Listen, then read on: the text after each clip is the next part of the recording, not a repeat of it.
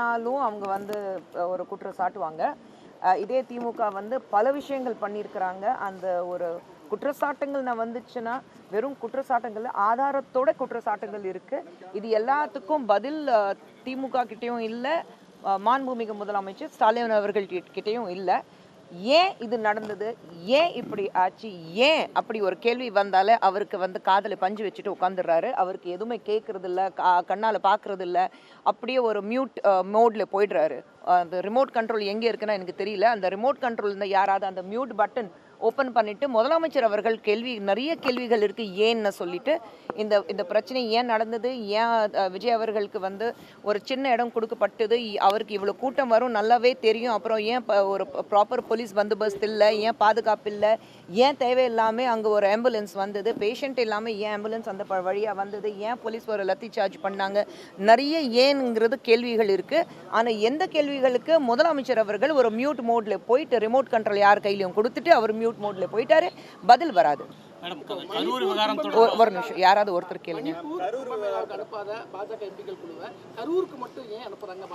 மணிப்பூர் முடிஞ்சு போன விஷயம், இது ரெண்டுமே கலப்பி நீங்க பேசக்கூடாது. மணிப்பூர்ல என்ன நடந்தது, அது இங்கே கரூர்ல நடந்ததுக்கு ரொம்ப வித்தியாசமா இருக்கு.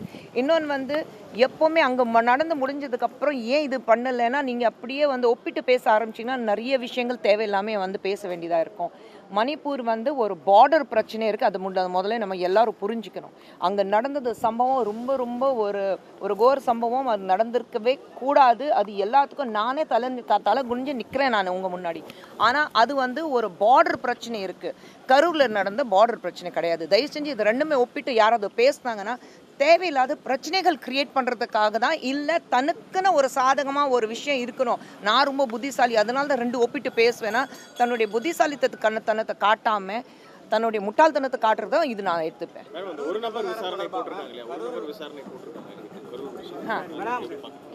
இல்லை, ஒரு நபர் விசாரணைனா எப்படி? இப்போ தெய்வகாலேருந்து விஜய் அவர்கள் என்னைக்கு இந்த சம்பவம் நடந்தது அன்றைக்கே வந்து சிபிஐ விசாரணை நடத்தணும்னு அவர் சொல்லியிருக்கிறாரு. ஆனால் ஸ்டேட் கவர்மெண்ட் என்ன பண்ணியிருக்கு, எஸ்ஐடி தான் போட்டிருக்கீங்க. யார் பிரச்சனையிலே யார் அங்கே இருக்கும்போது இந்த மாதிரி ஒரு சம்பவம் நடந்திருக்கு, அவரே வந்து சிபிஐ விசாரணை நடத்தணும்.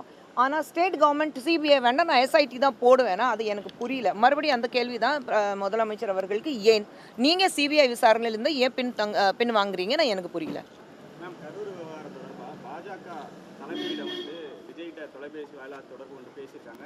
2026 திமுக வீழ்த்தணும்னா நீங்க என்டிஏ கூட்டணிக்கு வாங்க அப்படின்ற மாதிரி அழைப்பு விடுத்த மாதிரி யார் சொல்லியிருக்கிறாங்க? இல்லை, யார் அந்த இல்லை, இது அதுதான் சொல்கிறேன். இந்த மாதிரி எல்லாரும் கேமரா முன்னாடி இந்த யூடியூபர்ஸோ இல்லை இல்லை இல்லை அது ரெண்டாவது விஷயம். ஆனால் இதில் வந்து உண்மை இருந்தால் தான் வர வைக்க வேண்டாம்னா அது ரெண்டாவது.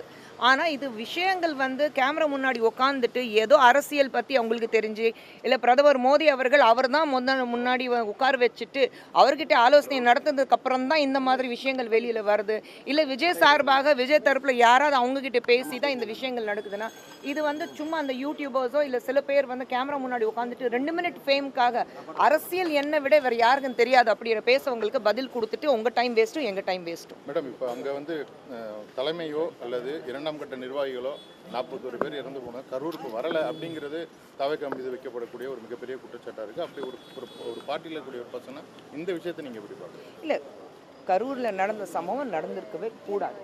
அது கண்டிப்பாக 41 உயிர் வந்து எழுந்திருக்கோம் போயிருக்குன்னா அந்த குடும்பத்தில் இருக்கிறவங்கள நினச்சிப்பாங்க.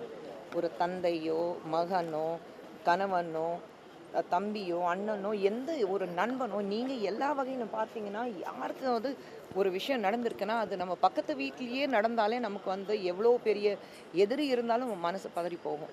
அப்படி இருக்கும்போது 41 பேர் உயிர் இழந்திருக்காங்கன்னா நிச்சயமாக வந்து அது ஏற்றுக்கவே முடியாது. ஆனால் இதுக்கு ஒரு மிகப்பெரிய விசாரணை நடத்தணும். விஜய் அவர்கள் ஏற்கனவே அதுக்கு மன்னிப்பு கேட்டிருக்காரு. அங்கே போனால் என்ன நடக்கும் அதுவும் ஒன்று இருக்குது. நான் எல்லாமே வந்து ஒரு 2 மினிட் இன்ஸ்டன்ட் நூடுல் மாதிரி இதுக்கு ஒரு சொல்யூஷன் இருக்கணும்னு யாருமே எதிர்பார்க்கக்கூடாது. இது வந்து நிச்சயமாக ஒரு மிகப்பெரிய கம்ப்ளீட் இன்வெஸ்டிகேஷன் நடத்தினதுக்கு அப்புறம் தான், விசாரணை நடத்தினதுக்கு அப்புறம் தான் இது பற்றி நம்மளால் பேச முடியும். நடந்திருக்க கூடாது, அது நடந்திருக்காங்க. நீதிமன்றம் வந்து விஜய்க்கு வந்து தலைமை பண்பே இல்லைன்னு சொல்லிட்டு விஜய் தானே பதில் சொல்லணும், அவருக்கு ஸ்போக்ஸ் பர்சன்.